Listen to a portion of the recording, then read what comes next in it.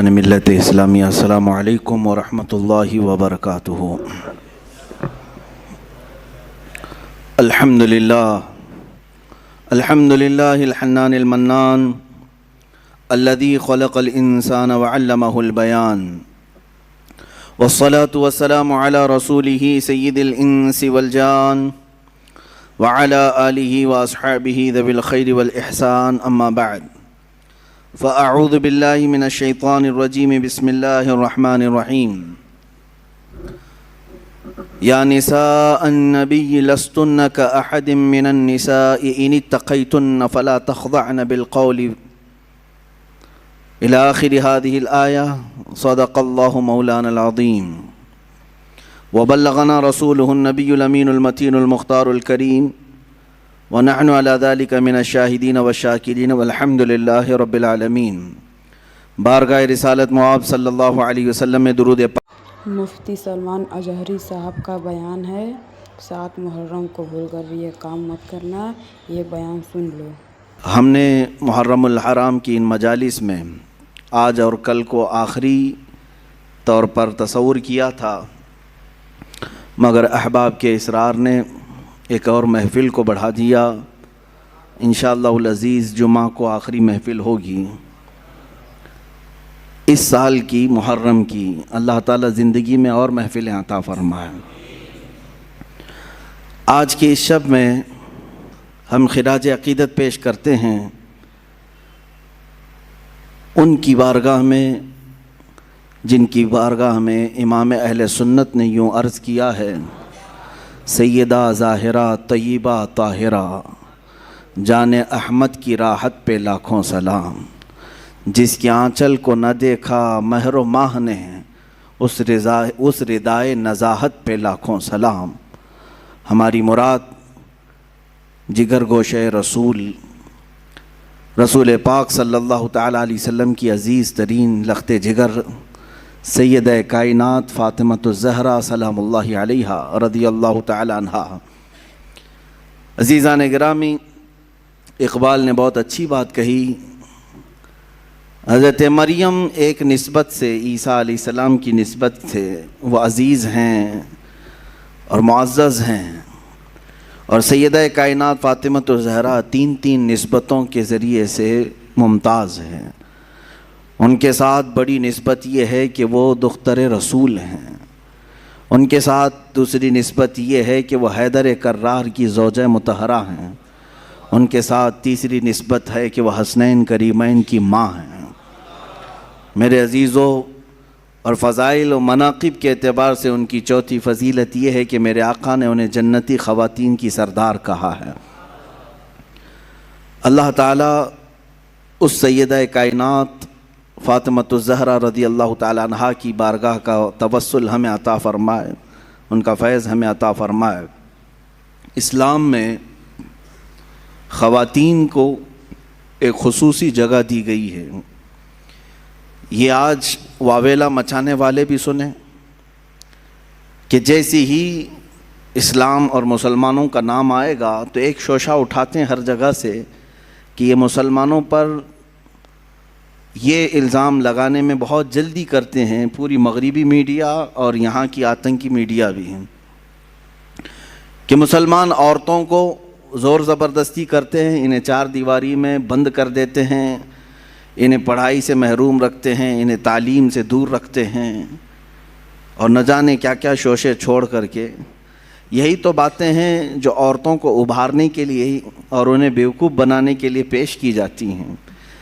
میں خواتین سے کہتا ہوں کہ تم ان کی باتیں سننے کی بجائے اپنی تاریخ کیوں نہیں پڑھ لیتی ہیں کہ کیا یہ جو آج بول رہے ہیں حقیقت میں ایسا ہی ہے؟ اگر ایسا حقیقت میں ہوتا تو کئی ہزار حدیثیں ماں عائشہ صدیقہ روایت نہیں کر رہی ہوتی، حدیث کی کتابوں میں ان کی روایت نہیں لی جاتی کہ علم اور یہ تعلیم سے ان کا کیا تعلق عورت کا۔ نہیں میرے عزیزوں، مکثرین صحابہ جنہوں نے کثرت سے حدیثیں روایت کی ہیں، اس میں حضرت عائشہ کا بھی مقام ہے، ان کا بھی مقام ہے۔ اسلام نے عورت کو ایک خصوصی جگہ عطا کی ہے۔ اس حدیث سے سمجھ میں آتا ہے کہ اللہ کے نبی صلی اللہ تعالیٰ علیہ وسلم نے ارشاد فرمایا دنیا میں 4 عورتیں بڑی عزت والی ہیں، سب سے عزت والی ہیں، 4 عورتوں کا تذکرہ کیا گیا ہے، وہ دنیا کی با کمال خواتین میں سے ہیں، جن میں سے پہلے نمبر پر حضرت سیدہ مریم، سیدہ بی بی مریم رضی اللہ تعالیٰ عنہا، دوسرے نمبر پر حضرت سیدہ آسیہ رضی اللہ تعالیٰ عنہا، تیسرے میں سیدہ خدیجۃ الکبریٰ رضی اللہ تعالیٰ عنہا، چوتھے میں سیدہ فاطمۃ الزہرا رضی اللہ تعالیٰ عنہا۔ یہ 4 عورتوں کا تذکرہ کیا گیا ہے اور کہا گیا کہ دنیا کی یہ با کمال خواتین معزز عورتوں میں سے ہیں، اللہ اور اس کے رسول کے نزدیک بھی۔ در حقیقت یہ 4 عورتوں کے نام نہیں، یہ 4 بڑے کردار بھی ہیں، ان عورتوں کے ساتھ ایک بڑا کردار ہے۔ اگر حضرت مریم کا تذکرہ آیا ہے حدیث میں کہ یہ با کمال ہیں، تو ساتھ میں ان کا کردار ہے وہ ایک عظیم ماں کی شکل میں آتی ہیں، وہ دنیا کی ایک عظیم ماں ہیں۔ اگر سیدہ خدیجۃ الکبریٰ کا نام آتا ہے ایک با کمال خواتین میں، تو وہ ایک بہت ہی شفیق اور مہربان بیوی کی شکل میں آتی ہیں، جنہوں نے ہر وقت رسول پاک صلی اللہ تعالیٰ علیہ وسلم کے ساتھ وفا کیا، اپنے شوہر کے لیے ساری قربانیاں دیں۔ حضرت فاطمۃ الزہرا کا نام جب آتا ہے تو وہ ایک عظیم باپ کی عظیم بیٹی ہونے کا کردار ادا کرتی ہیں، ان کے کرداروں پر بھی توجہ ہونی چاہیے۔ حضرت سیدہ آسیہ رضی اللہ تعالیٰ عنہ دنیا کی ایک عظیم خاتون کے کردار میں ہیں۔ ان عورتوں کے کردار کو جب ہماری بچیاں پڑھیں گی تو یہ مغربی پروپیگنڈے سے نہیں بہکاوے میں آئیں گی، گمراہ نہیں ہوں گی۔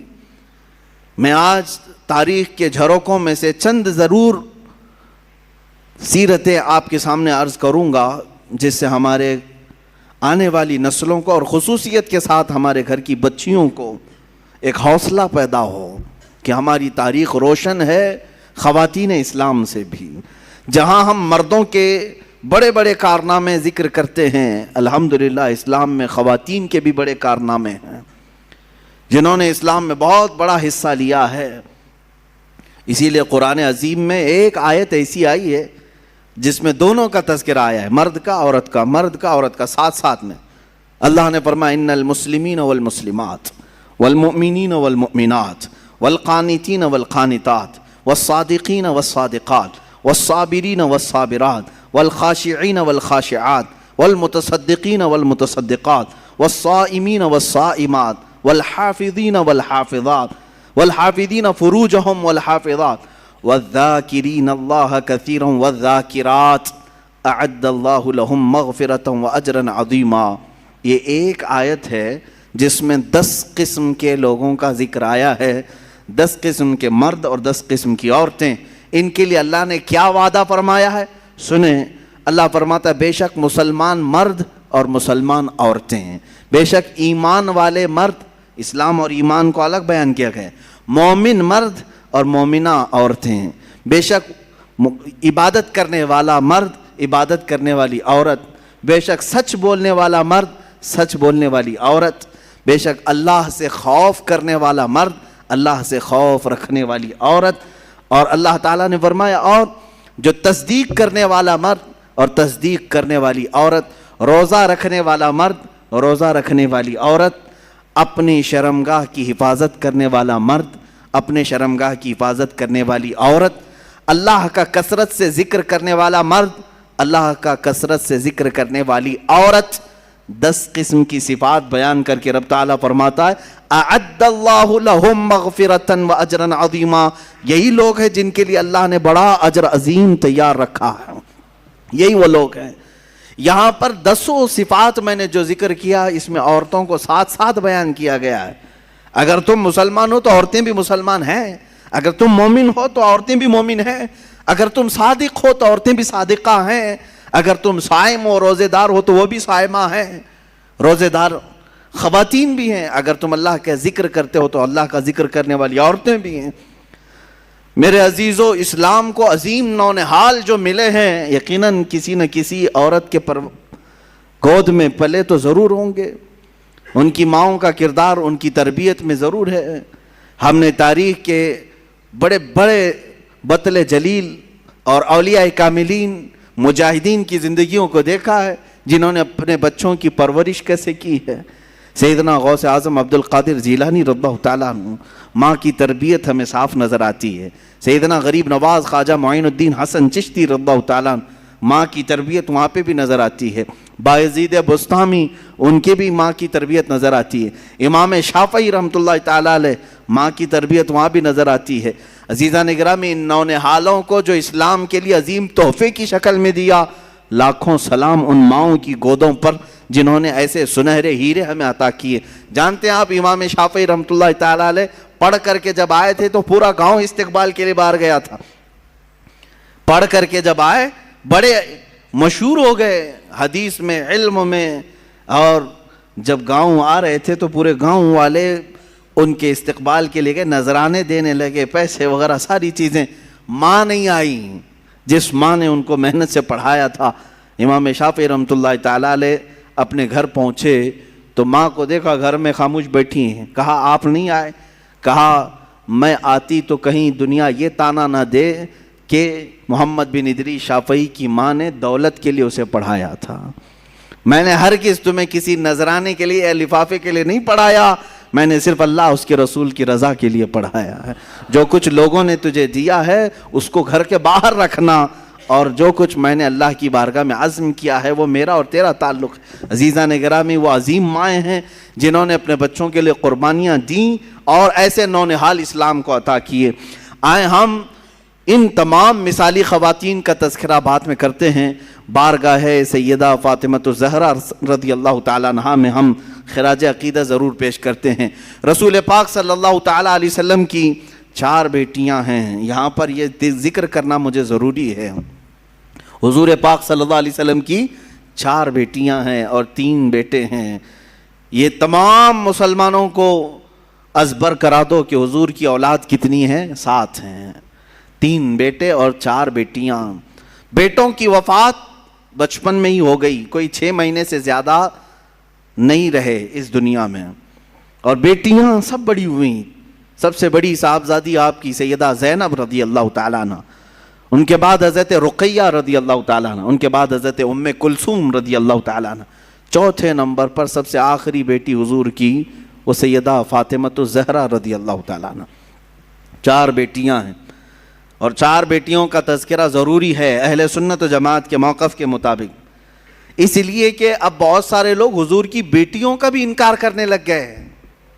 ہاں، باضابطہ ممبروں سے یہ اعلان کیا جا رہا ہے کہ حضور کی اور کوئی بیٹی ہی نہیں تھی، صرف حضرت فاطمہ تھی. کیوں؟ میں آپ کو بتاؤں، دوسری بیٹیوں کو اگر مان لیا نا انہوں نے کہ رقیہ بھی تھی، کلثوم بھی تھی، تو پھر حضرت عثمان غنی کو بھی ماننا پڑے گا، کیونکہ حضور صلی اللہ علیہ وسلم کے وہ بھی داماد ہیں اور ان کو حضرت عثمان غنی ایک آنکھ نہیں بھاتے. یہ حضرت عثمان کا بغض ہے ان کے اندر، عداوت ہے، جس کی وجہ سے حضور کی بیٹیوں کا انکار کر دیا. حضور پاک صلی اللہ تعالیٰ علیہ وسلم کی بڑی صاحبزادی، میرے عزیزو، یہ تمام مکاتب فکر کی کتابوں میں بھی موجود ہے. حضور کی 4 بیٹیاں ہیں. ہاں، کوئی ایرا غیرہ ابھی نکل کر کے اگر انکار کرے تو اس کے منہ پر اسی کی کتابیں میں مار سکتا ہوں، اس کی اکابرین کی کتابوں کے حوالے بھی میں دے سکتا ہوں. بہرحال ہمارے ہاں کوئی اختلاف نہیں رہا. ہاں، ان بیٹیوں کے تذکرے زیادہ اس لیے نہیں ہوئے کہ وہ مدینہ طیبہ ہجرت کے بعد جلد ہی وفات پا گئیں، اور سیدہ زینب رضی اللہ تعالیٰ عنہا سے بھی اولاد ہوئی، جیسے کہ حدیث میں بخاری میں بھی ہے. حضور صلی اللہ تعالیٰ علیہ وسلم ان کی بیٹی کو بھی اپنی گود میں لیتے تھے، وہ بھی نواسی تھی، امامہ نام تھا، حضرت زینب کی بیٹی. ان کا نکاح حضرت ابو العاص سے کیا گیا جو بعد میں اسلام لائے، اور حضرت رقیہ اور حضرت ام کلثوم مشہور ہیں، یہ حضرت عثمان غنی کے نکاح میں آئیں. کنفیوز نہ ہونا کہ 2 بہنیں ایک ساتھ نہیں آئیں، بلکہ پہلے حضور صلی اللہ علیہ وسلم نے حضرت رقیہ کا نکاح حضرت عثمان سے کیا، اور وہ نکاح کے بعد بیمار ہوئیں، کافی دن تک بیمار رہیں، اور جنگ بدر میں جب میرے آقا تشریف لے گئے اس وقت حضرت عثمان غنی کو حضرت رقیہ کی عیادت کے لیے چھوڑ گئے. حضور کے مدینہ واپس آنے سے پہلے ہی حضرت رقیہ کا انتقال ہو گیا مدینے میں. ان کی تدفین بھی ہو گئی۔ جنگ بدر کے موقع پر حضور اکرم صلی اللہ علیہ وسلم بدر میں تھے اور حضرت رقیہ کا انتقال ہو چکا تھا۔ واپس آنے کے بعد حضرت عثمان غنی بہت مغموم رہتے، تب میرے آقا صلی اللہ علیہ وسلم نے اپنی دوسری صاحبزادی حضرت ام کلثوم کا نکاح ان کے ساتھ کیا۔ حضرت ام کلثوم یہ بھی حضرت عثمان غنی کے ساتھ رہیں اور تقریباً 6-7 سال کے بعد ان کی بھی وفات ہوئی۔ حضرت ام کلثوم رضی اللہ تعالیٰ عنہا کا بھی انتقال مدینہ طیبہ میں ہوا۔ اب حقیر میں جو صاحبزادی بچیں وہ سیدہ کائنات فاطمہ الزہرا رضی اللہ تعالیٰ عنہ۔ حضور اکرم صلی اللہ تعالیٰ علیہ وسلم کی وفات تک آپ کی اولاد میں اگر کوئی باقی تھی تو صرف سیدہ فاطمہ۔